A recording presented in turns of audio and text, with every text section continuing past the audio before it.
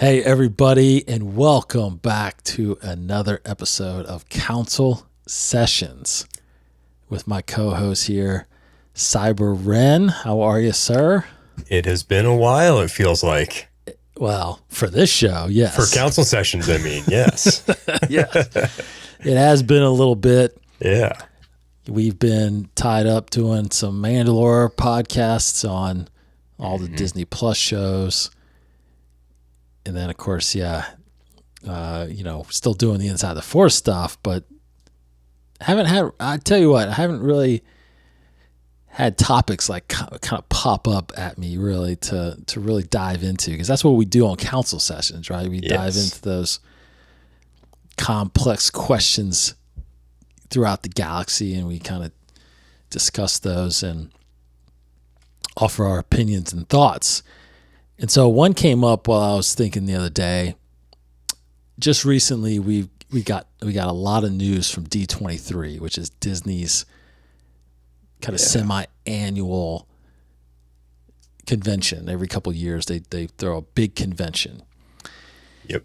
And there was a lot of parks news and stuff like that. But they did come out. Lucasfilm had a little bit of a presence there, and now, this is just like 2-3 weeks away from Comic-Con, right? Where there was a lot of announcements as well.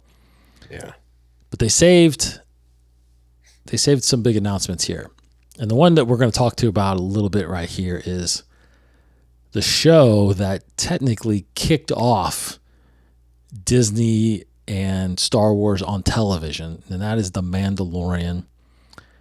And the movie that is coming out, which they do have a release date now. It is May 22nd, 2026. Still a while. It is over a year and a half. Yep. When The Mandalorian and Grogu will be hitting theaters, not Disney Plus, theaters. And so this kind of brought up, well, for one, Martin, how excited are you for a Mandalorian Grogu movie? Off the charts excited. I mean, Mandalorian, we discussed, we kind of rated all of our shows, and Mandalorian every single year still comes out on top for me. So the fact that they're bringing it to the big screen, and we're going to get into all the what ifs and stuff, but I am excited for sure. Yeah. Yeah. I'm excited. I'm just excited for a Star Wars film in the theaters. I don't care what I get. Is this going to be the first one? The first film? First one since The Rise of Skywalker. Yeah. Okay. So there's not another one scheduled in between. Correct. Oh. No. The Rey New Jedi Order movie, there's not a release date for that, but the rumor is it's December of that year, December of 2026. Right. And then there'll be another film in 2027, which it's kind of unknown right now. Maybe it's the James Mangold Dawn of the Jedi movie, possibly. Yeah. But they're saying there's going to be 3 movies between 26 and 27. It's 3 Star Wars movies. Wow. Okay. So The Mandalorian Grogu. So this is what kind of brought up my thoughts about it, and a question that we want to kind of dive into. And the biggest thing about it is The Mandalorian as a television show. We're confined to 8 episodes, somewhere between 30 minutes to 50 minutes usually is what we're kind of getting. Yep. Which, if you think about it, I mean, we're getting a big movie if you think about the entire season as a show. I mean, that's like 7-8 hours worth of content that we're getting in a show. Mm-hmm. So now we're going to get it as maybe a 2-hour, 2.5-hour movie on the screen. Yeah. The question that kind of popped in my head was quality. Now, Mandalorian is a quality show. Big time. Oh, yeah. Looks great, acted great, directed great. Got some big name directors that are usually directing these things. Solid story writing. Solid writing. Dialogue for the characters. Absolutely. All the way around, it's a great show. But they do utilize the technology of the volume. Yeah. To, I don't know if I would say cut costs, but it does allow you a lot of freedom of scenery without having to spend a lot of money on practical sets. Yeah. So one of the first things I want to talk about is, do you think that that the use of the volume should be continued into a theatrical film? Because I don't know how much the volume, at least I haven't really read about it. I haven't known how much of the volume is used in theatrical productions. I know it's used mainly on television series. Right. Because of cost again. But how well do you think that will translate into a theatrical film? It's going to depend on the size of the sets that they're trying to employ. So if there's some epic big moments, I feel like the volume might be a little too contained. Mm-hmm. So I think, I mean, they did manage to give us a lot on The Mandalorian, even within the volume, without using too many locations. But I just feel like on a cinematic scale, when you're going to the big screen, I feel like the volume might be a little bit too confining, and they might have to expand beyond that. Maybe they'll do a mix. Maybe they'll do a mix of some volume for the smaller stuff. Maybe they'll go out because I think they've heard loud and clear that the fans always prefer the practical over the CGI. Although the volume really kind of blurs that line a little bit. Like the volume, you can't tell a lot of times what is volume and what is real. And that's where the volume is a lot better than just pure CGI. Mm-hmm. And because the difference being, when you have CGI, you put the actors in front of a blue screen or a green screen and they have to fake it. Right. The volume gives them the realism that they are actually there on location. And because it's realistic images behind them, it looks a lot more real than CGI'd backgrounds on over top of blue screen, green screen. So, it's a good question. And I feel, in my heart, I feel like they might need to expand a little bit depending on the set design and how big they want to go with this. But at the same time, I think the volume has been able to pull off some pretty big moments as well. So I don't know. Yeah, that's a good point. I think when you look back at a lot of the scenes from The Mandalorian, the volume is used mainly to, put our characters into that environment on that planet, right? So yeah, I always remember, I kind of go back to that, which is an amazing shot when, Fennec, I think it's season 1 when they capture Fennec, right? And she's sitting there on the sands of Tatooine, and the background's got the twin suns, and it's, there's all this sand and desert behind them. And I was thinking, man, that looks like they went to Tunisia and Africa and just shot. I mean, it looks so incredibly real. And that's when I was watching that first season. I was thinking, man, it is really come along. This whole LED screens and stuff like that they've incorporated. But cost wise, when you hear about the cost, though, the costs really don't change the production because they have to do all the work in the front end now. Whereas before they would do it, like you said, if they shot on green screen or blue screen, they'd do it on the back end. Yeah. So the costs aren't really there. Maybe they've learned different ways to save money there. But so I think the biggest question that this kind of brings up is the Mandalorian. We've come to be really used to how it looks, how it feels, and how well does that, what we're familiar with, how well does that actually translate to the big screen? And does it? Or are they going to have to do something different and think bigger or make it a little bit more theatrical? I don't know. How well do you think in the first part, how well does that translate what we see now into like a feature film on the big screen? I think it could translate well because when you compare The Mandalorian to all the other shows, it feels like it's bigger production. It's bigger budget. It feels bigger than all of the other shows we've seen so far, just in scope. and in what they give. So, I mean, you look at the last season alone with all the story with Bo-Katan and everything that happened there. Like, the scope of The Mandalorian feels bigger. So I think if they then had to translate that to the big screen, I think that just gives them more space, more playground to play in. So I think, to your second part of the question, do they have to go bigger? I think they will go bigger. I mean, you can imagine Filoni and Favreau just chomping at the bit. Like, we have a movie-sized budget now. We don't have to try to do an episode in 2.5 million. We've now got probably 500 million to make this movie with. So they now have a much bigger playground to go bigger and make everything just feel bigger. So I think it'll transition well. It'll just have to expand. Yeah. It'll be the same, but it'll just be bigger. And they're going to do it. They're going to want to do everything on a larger scale. Yeah, and let's go there a little bit, because I think the numbers, if I remember correctly, and I could be 100% wrong about this, but I feel like The Mandalorian, and maybe this was the first season and maybe not the third season, but I feel like the first season, it was rumored to be about 80 to 100 million. For the whole season. For the whole season. Meaning they had about 10 to 12 million maybe per episode.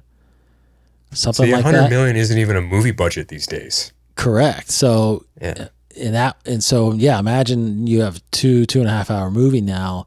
Maybe you've got that whole 100 million or 150 million, 200 million or so that you're going to put into now that would raise the bar. It would definitely allow them to have a lot more freedom. Maybe not just even in theater or in practical sets, but more for visual effects.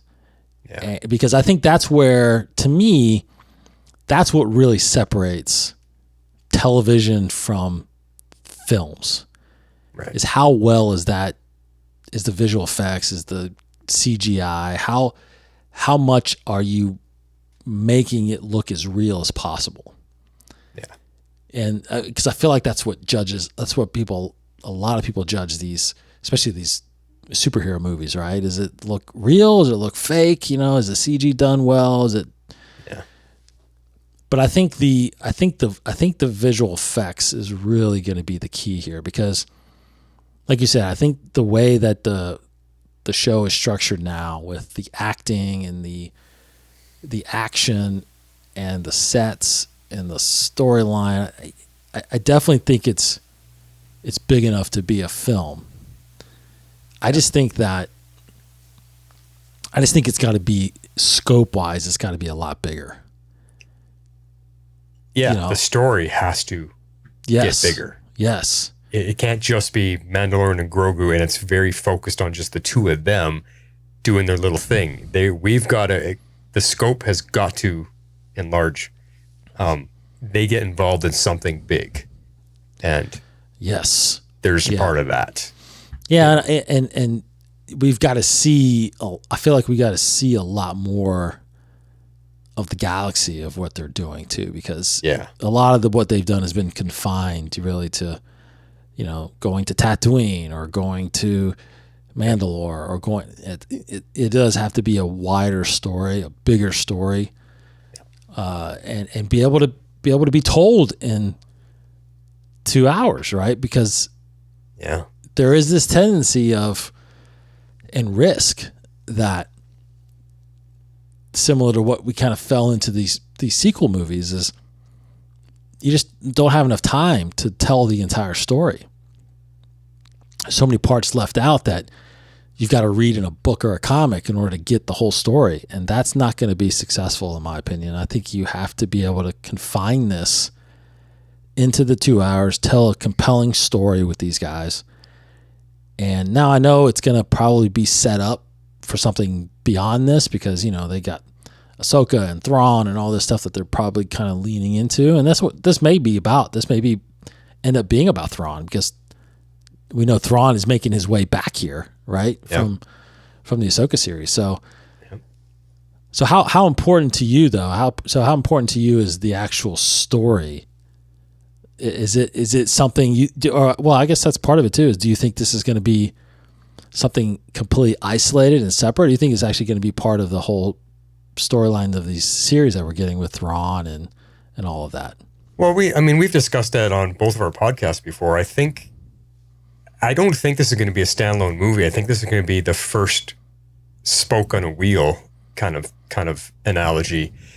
You've got the Mandalorian and Grogu. You've got Ahsoka. You've got, with her whole Thrawn thing going on. I think they're going to be releasing a few of them, because wasn't it a long time ago we were talking about each show is going to eventually connect for one massive story, and that's basically where they're. So I don't know if that's still. Yeah, that's the rumor, but yeah. So I don't know if that's the idea, but I feel like this is the first one they're going to test the waters. Can these shows evolve to the big screen?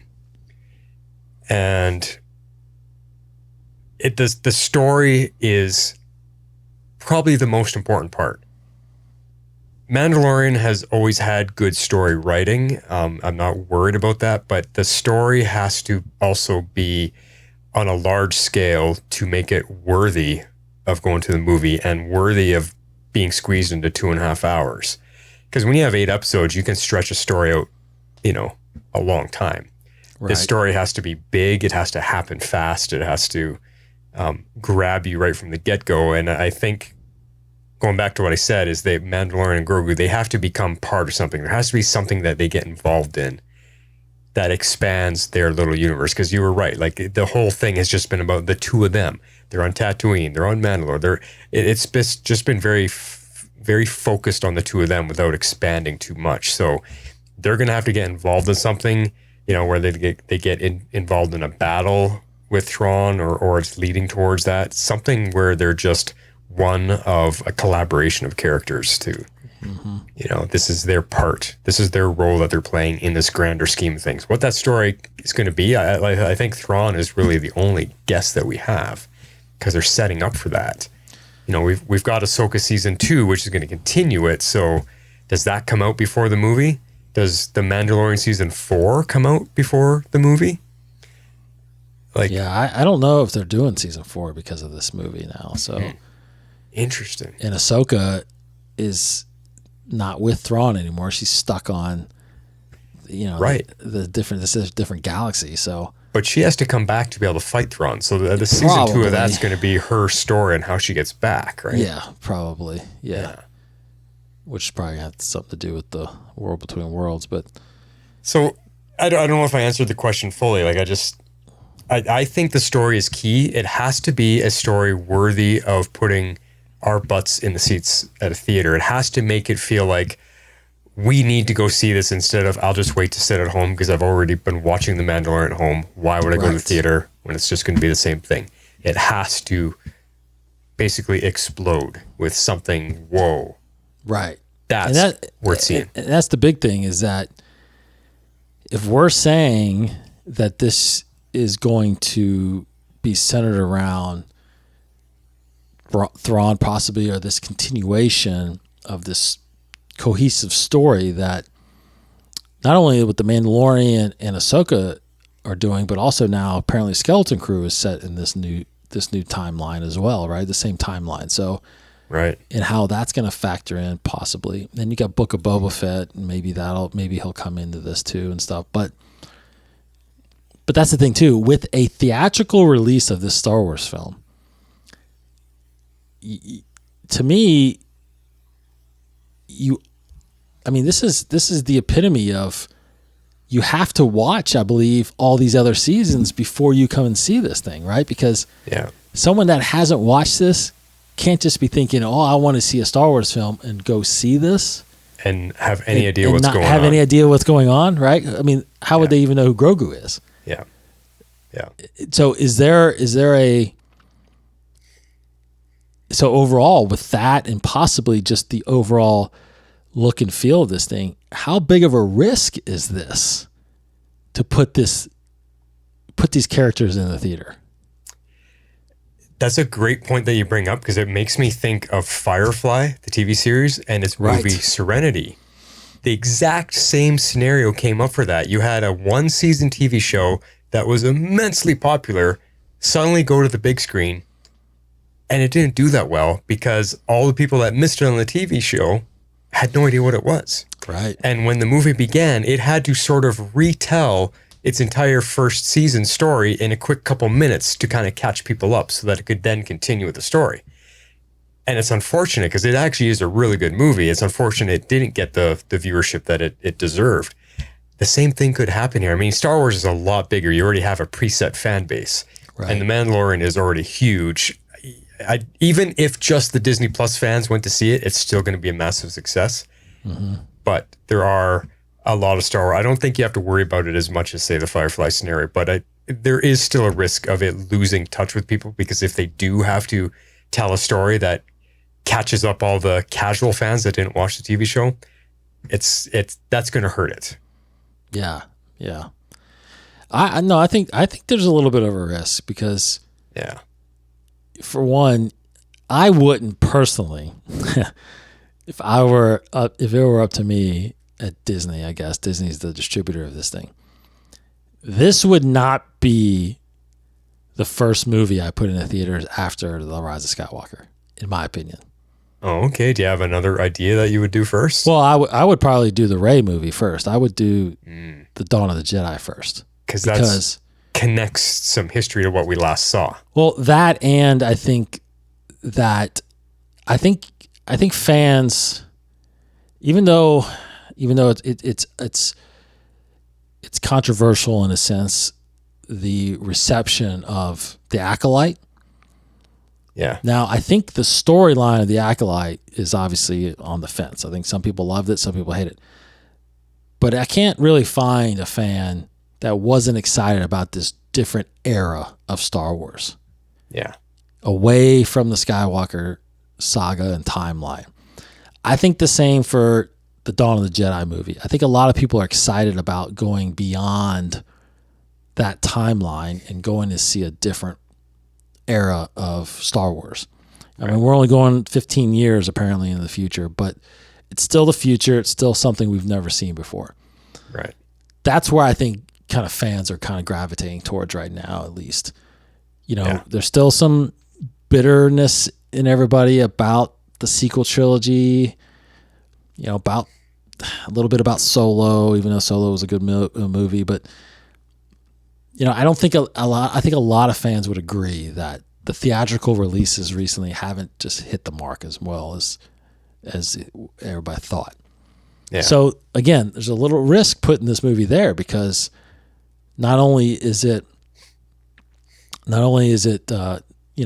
this kind of the same, back to the same timeline that we're used to, but it's also characters that are very popular right now.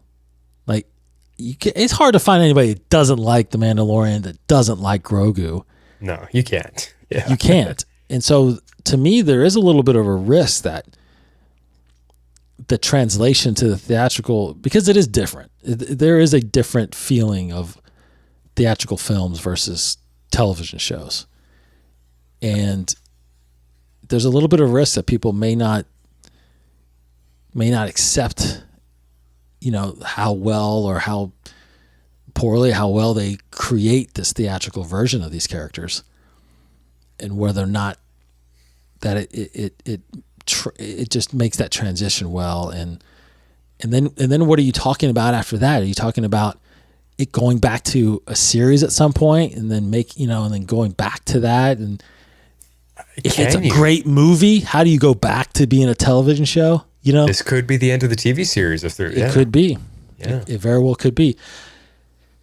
So I'd be curious to know, and maybe they have plans, or maybe they have to wait and see what happens with this, whether or not they continue this storyline, these joint storylines into theatrical films, or back to like a series, so.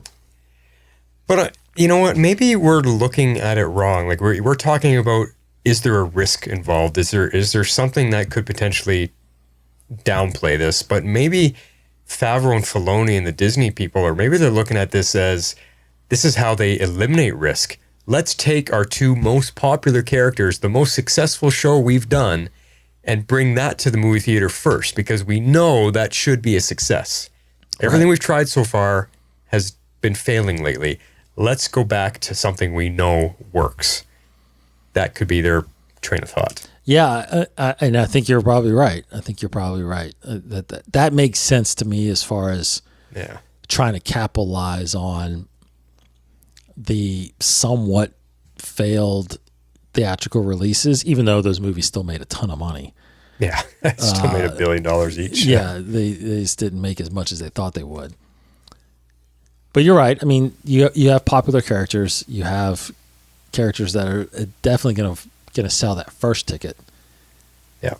But these days, you need people to go back and watch the movie. Yeah. To make actual real money from this thing. So, but if it's that good, people will. I mean, people will do that now. We won't get too much into it, but it's a question mark, I think, and I haven't seen this fully yet, but I'm not sure Pedro is actually going to be in this at all. Yeah. Because look at how busy he is, right? Last of Us Season 2 is just about to come out. Yes. He's busy working on the Fantastic Four. Yes. Does he have time to simply voice Din Djarin? Yeah, I would think if he's not going to physically, that he lends his voice so they can AI it. Which is much easier for him to do. I mean, he could just record all of his lines in a day anyway. Right. But I don't think he'll physically be on set. And that part, that's the one part that could hurt it, because a big part of the story was him revealing himself to Grogu. Yes. And for him to not take his helmet off again and have a face-to-face moment somewhere along the way with Grogu, that could hinder it. It could. People want to see him. I know. Yeah. Yeah. So either they throw a lot of money at him. Hence the risk. Yeah, there you go. I think we found the risk. But if they throw enough money at him and they just work, I mean, it's not due to 2026. So Fantastic Four should be long done by then. Yeah. Because they're filming that right now. So right.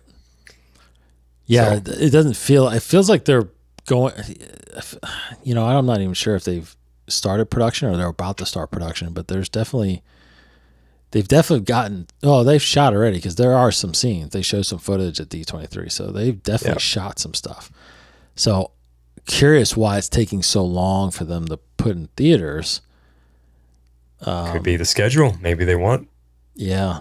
Maybe they want Pedro. But here's my question. Are we getting oversaturated with Pedro? Is he in too many big projects right now? Because he's landing the biggest roles that are out there. Because don't forget this, he's also coming out in Gladiator 2 soon.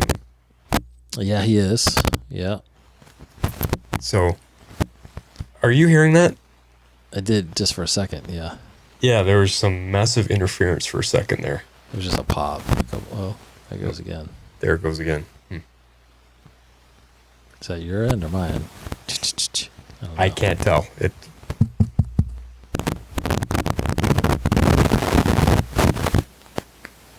Yeah, something's happening there. I don't know what's causing that. Okay, now it's really bad. Mute your mic and see if it's yours. Yeah, I don't hear it.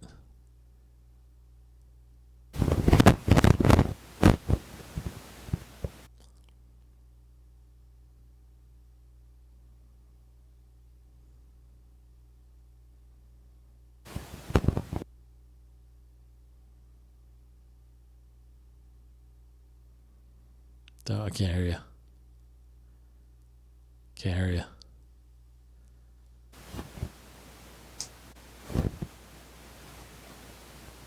I could hear you now, but it's like, yeah. Yeah.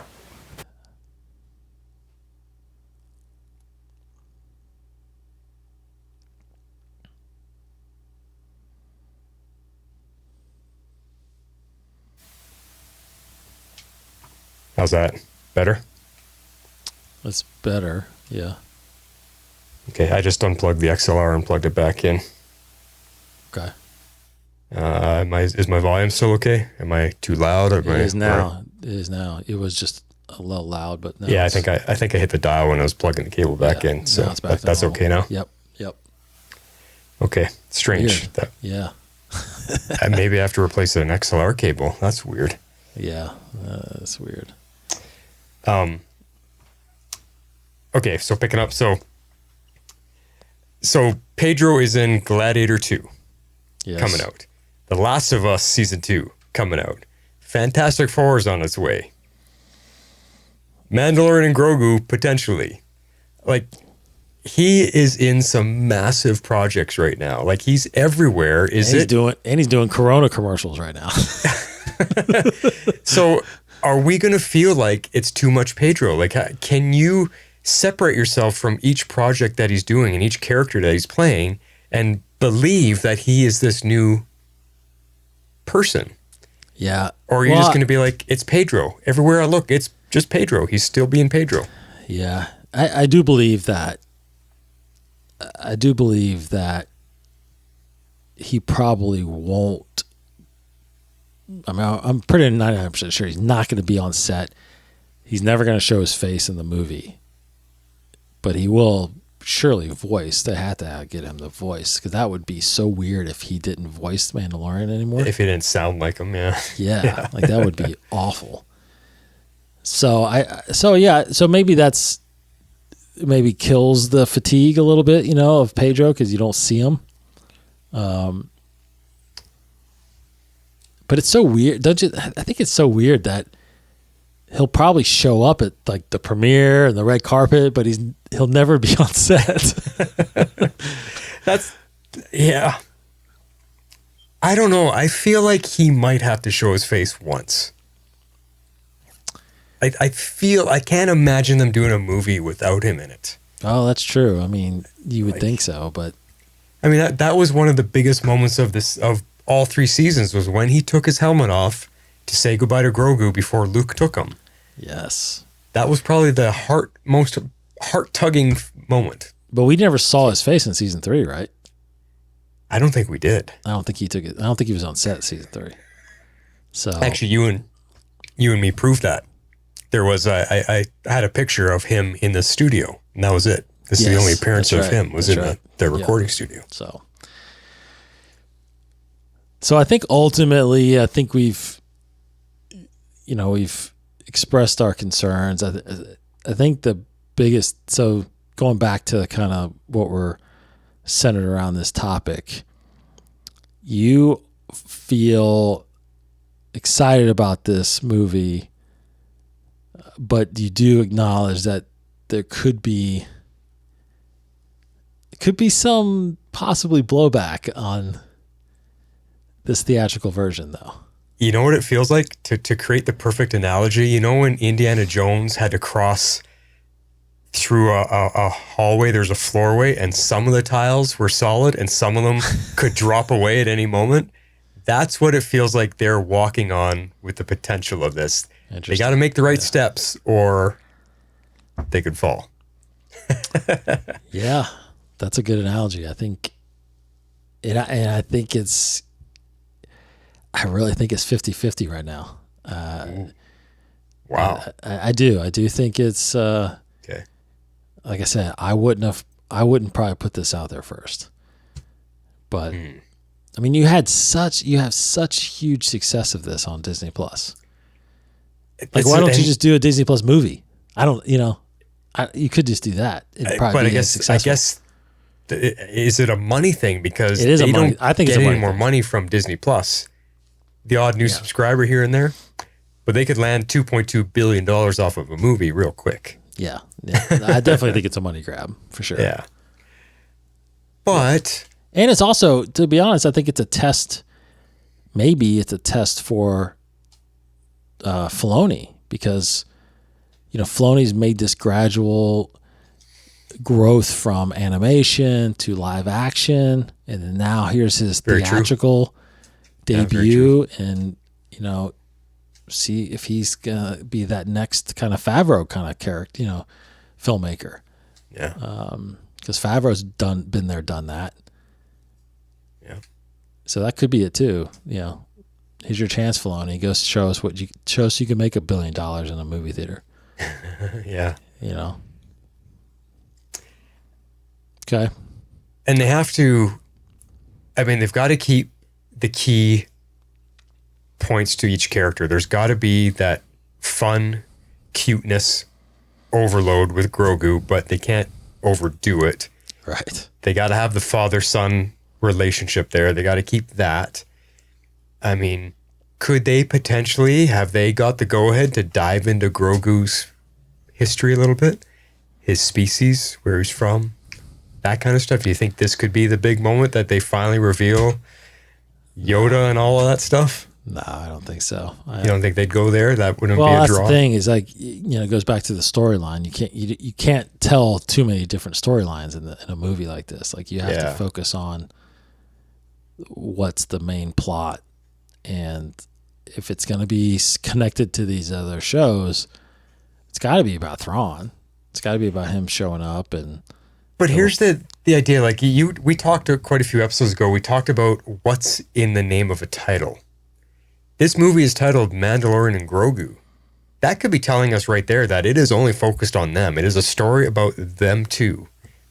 And there is nothing bigger. There is no... Because if it was a Thrawn connection, it would be the Mandalorian and Grogu, the Thrawn connection part 1 or something. Yeah. Like there would be a subtitle to tell you there's more involved here.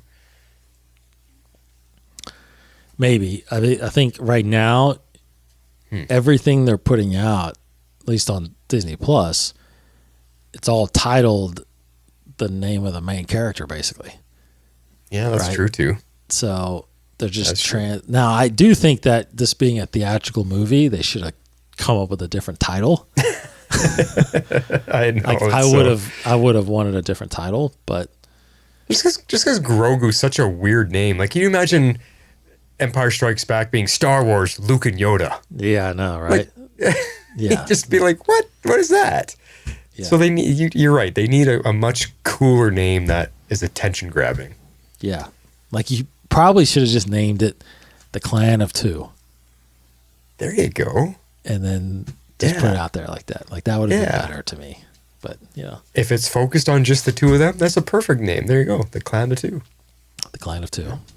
They don't ever ask me though. So yeah. Star Wars. This is the way. This is the way. Yes, it could be that. I mean, yeah. And that would leave it wide open to where they could go with it. Because that there were some people out there that, I mean, I don't know who they would be, but they haven't seen The Mandalorian. I would say non-Star Wars people. Who is Grogu? Like, what is Grogu? Yeah. Because it's a weird name. It's a completely weird name. Oh, Baby Yoda. Okay. Yeah. I didn't know his name was Grogu. Kind of thing. Everybody in the world knows Baby Yoda, whether they're a Star Wars fan or not. That's right. That much they know. They've seen pictures of him, but if they never watched the show, they might not know his name. Yes. Yeah. But that's a little deceiving too, because some of them think that it's actually Yoda, like as a baby. That's true. The real non-fans might think that. Yeah, that's true. Yeah. That is true. I mean, this could have to do with that. What happened after season 3 with the whole who's going to lead Mandalore and all that kind of stuff. Mm-hmm.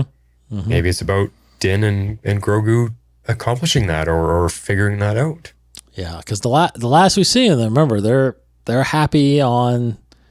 Is it Navarro? Yeah, Navarro, right? They're happy on Navarro. They got their little farm. Yeah, they're by themselves. So something takes them away from that. Brings them back. Yeah, something gets them back into the game. So what would it be? So because we asked the same questions about what would get Obi-Wan off of Tatooine to leave Luke, and it was a story about rescuing Leia. So Mando and Grogu, what are they connected to? They're connected to Bo-Katan. Yeah, but I do think it's Thrawn. I think it's Thrawn showing up. They haven't shown us why Din Djarin would care. Well, if Thrawn comes back, I think there's going to be a big Imperial. Because remember, we saw Moff Gideon talking to all these different Moffs. That's right. So there is a presence, an Imperial presence still.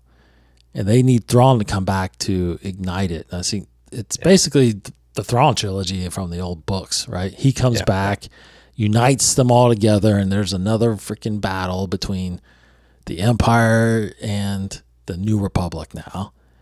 And I think Mandalorian, I think Din, and even possibly Boba Fett, and obviously Ahsoka. If when she comes back, she probably won't be in this movie, but You know, I would think Bo-Katan and Boba Fett would. Bo-Katan for sure, I think, is going to be Yeah. So it's maybe it's the Mandalorians coming together with the New Republic and fighting, but I don't know if that's this movie. Like, this feels like it's kind of a setup for what's going to be the ultimate like battle against Thrawn kind of thing, right? Which could be, so this is Mando and Grogu's story to get them to that point. Yes. We're going to have Ahsoka's story to get her to that point. We might even have a Bo-Katan story to get her to that point, and then they all come together. That's right. That sounds pretty real. Yeah. If this one is successful. Yeah, if this is successful. Yeah. But how's it not going to be? I mean, you look at what Deadpool and Wolverine just did. They just crossed the $1 billion mark. That's based on the popularity of those two characters. Mando and Grogu are pretty damn popular. And it's a really good movie, though. Yeah. It's a really good movie. But they counted on the popularity of just two guys. Sure. You've got the same thing with Grogu and Mando. They're very popular. That might be all it needs. Yep. So. Yep. Either way, I'm still looking forward to it. Yeah, I'm looking forward to it. Yep. And that was our discussion on how we feel about that and how we feel about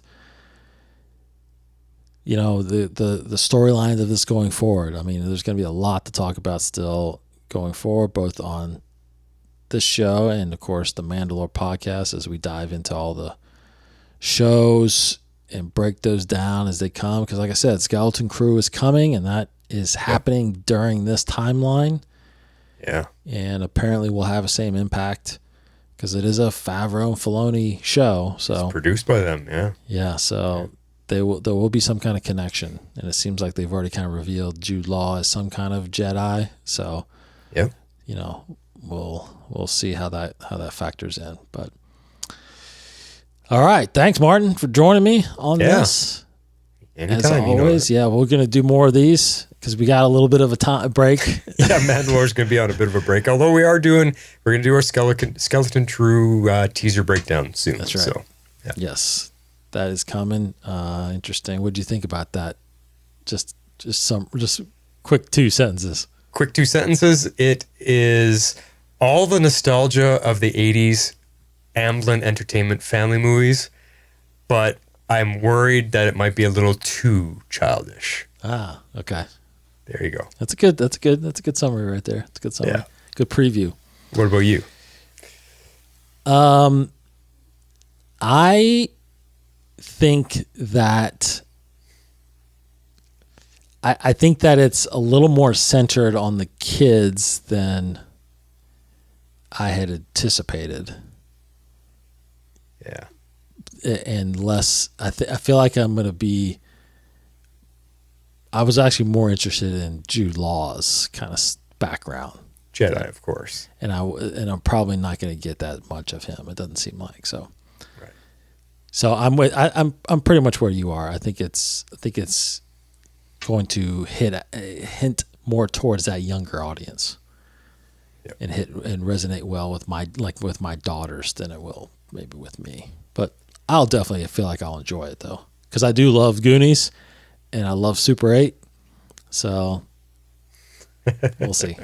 Without revealing too much, we got a lot to talk about when we get to it. Yep.